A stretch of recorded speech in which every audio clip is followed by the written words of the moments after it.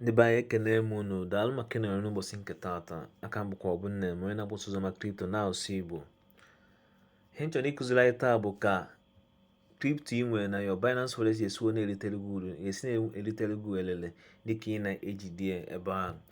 Mana tupu anyị agaba n'elu, anyị afụ na ọtụtụ n'ime anyị na-ego kripto hapụ ya ebe a. Ụfọdụ n'ime anyị na-abụ ha go kripto nke ahụ, sị na ha chọ ka kripto a ikekwa na ha go kripto oge kripto na $2, asị na ha ya ewelu profit nye ya oge kripto ya elu ebe $4 or $5 depending. Ụfọdụ go ha sị na ha chọrọ iji kripto a ihe dịka ofu ọnwa ma ọnwa na-abụ ma ofu ahụ depending. Ya bụ dịka ị na-eji kripto go na o nwere otu ụzọ ị esi wee na-erite elele na ya, nwere otu ụzọ ị esi wee na-erite uru na ya. Nke hapụ iche bụkwa na o nwere ọtụtụ ụzọ esi akpata ego na kripto. Nkwuo na o nwere ọtụtụ ụzọ buru ibu esi akpata ego na kripto. Ihe a bụ ofu ụzọ n'ime ha. Ya bụ ihe izi ị ga-ebu ụzọ mee bụ na ị ga-agba mbọ fụ na subscribe to my YouTube channel. Na ọ bụrụ na subscribe then like this video, then drop all your comment. So ọ bụrụ na o nwere ihe ị chọrọ ka akụzie maọbụ ọ bụrụ na onwe ihe ọ bụla ị nwere, just dee something na my comment so that the more ị na-ede ihe na comment the more my video na-adị visible to people. So ka agbapịa ọsọ, ọ bụrụ na ị na-anya ị ga-afụ na ị ga-ebu ụzọ nwee your Binance app. Ọ bụrụ na imepe Binance app wee ịgbalata ebe ị ga-afụ ebe dị Binance N ebe a. So ọ bụrụ na ịpị aka na Binance N gị, ichere o mepe. So ọ bụrụ na ichere o mepe, ị ga-afụ na ihe a bụ ebe ị nwere ike itinye your crypto ọ na-alụ gị ọrụ. Ya bụ ebe ị nwere ike stake your crypto ị naghị eyuzu, ewere ya na-eme ihe ndị ọzọ eji eme, ọ na-alụ gị ọrụ, ọ na-amụtalụ gị nwa.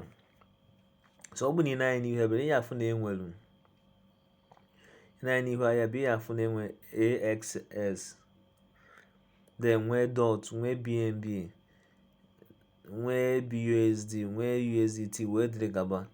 Mana ọ bụrụ na kripto ị na-hold adịrọ ebe a, ihe ị ga-eme bụ ịfụta na this search icon dị ebe a, ị type other kripto ka e wee na ị nwere SLP na yo ihe na. So ihe ọ na type ịfụ na afọ aha ebupụta ozugbo, then ịpị aka na ọ na-epi aka na ọ ya search the thing. Okay, ịfụ na o bupụtago the SLP. Gwa gị na the earning bụ flexible savings, then percentage ị ga-enweta na ya bụ 2%, then duration bụ flexible. Ọ bụrụ oge m akụziri anyị ihe dị iche: flexible, fixed and normal staking. So mana ka anyị chọkwa ihe n'ọzọ ka e wee na ikekwa na ihe ị chọrọ ịchọ bụ, ama na ụfọdụ n'ime anyị na-anụ maka Shiba coin, maka SHIB. So ọ bụrụ na ịpị aka na ya na ịwọchi ịfụ na this particular coin nwere 3 ways ị nwere ike isi wee staking ya. Nke izi bụ normal staking, ihe stake for 60 days.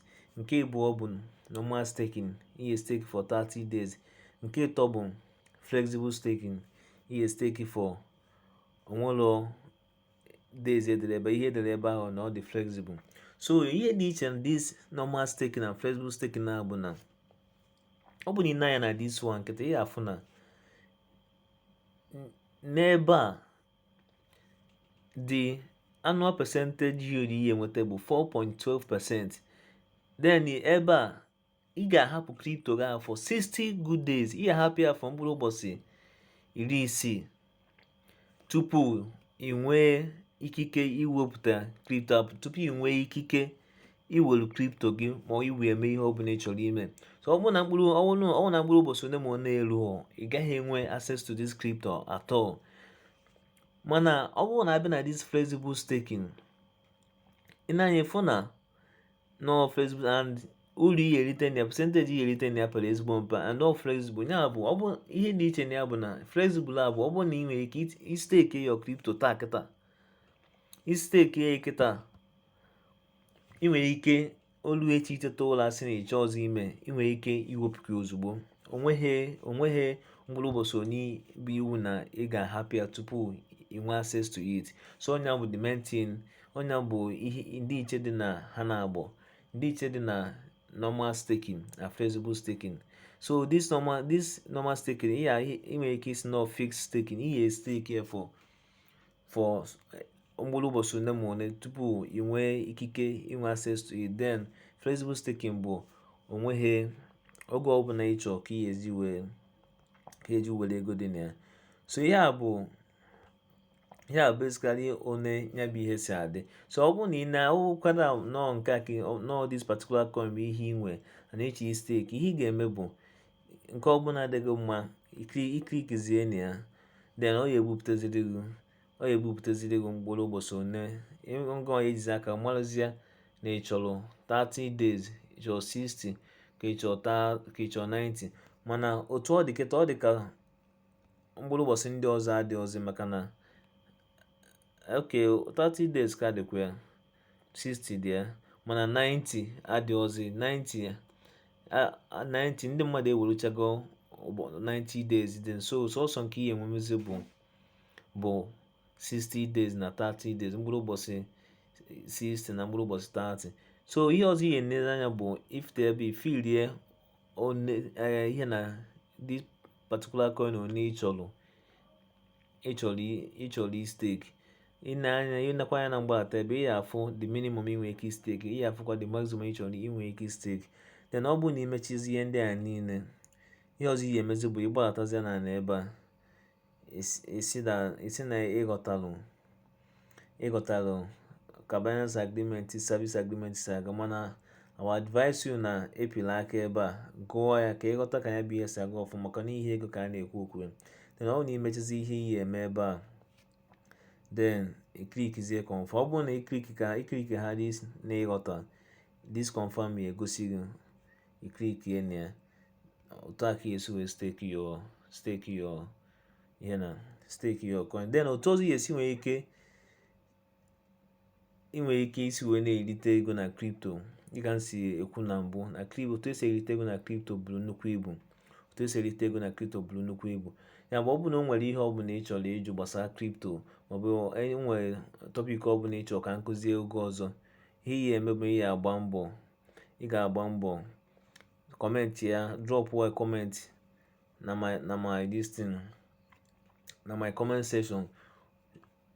Then ọ bụkwa na o nwere ala ọbụla ị chọrọ ịtụ, drop ya comment na my comment section. But ọ bụkwa na onwe ihe ọbụla ị chọrọ inwe, dee ihe ọbụla masị gị ebe a. The more ị na-ede ihe na my comment section, the more my video na-adị visible to people, the more ndị mmadụ ga na-afụ video. Then o nwere ihe m kwuru na my formal class, ụfọdụ ndị interested message go m, ekwu m na ọ bụrụ na ị chọrọ ịmụ ka esi eme DeFi trading bụ decentralized finance. Decentralized finance bụ ụzọ ndị mmadụ si enweta ego kwa ụbọchị. Dịka nsi ekwu, ụzọ esi enweta ego na crypto buru ezigbo ibu. Ya bụ ọ bụrụ na ị chọrọ itake ya bụ course maka decentralized finance, ị ga-agba mbọ fụ na imeseji my number. Ọ bụrụ na ị na-anya na my description ihe na ị ga-afụ nọmba ị ga-eji nweta m na WhatsApp. Then ka ebido ebe, mana ya bụ ihe abụọ n'efu, ị ga-akwụ ụgwọ maka ya. Then ọ bụrụ na ihe a na-akụzi ebe a na-amasị gị, biko gbaa mbọ fụ na edote ndị enyi gị. Then gbakwa mbọ fụ na like video m, subscribe to my channel na ọ bụrụ na ị subscribe to my channel. Daalụ, ka ọ dịkwa ka anyị afụlọ.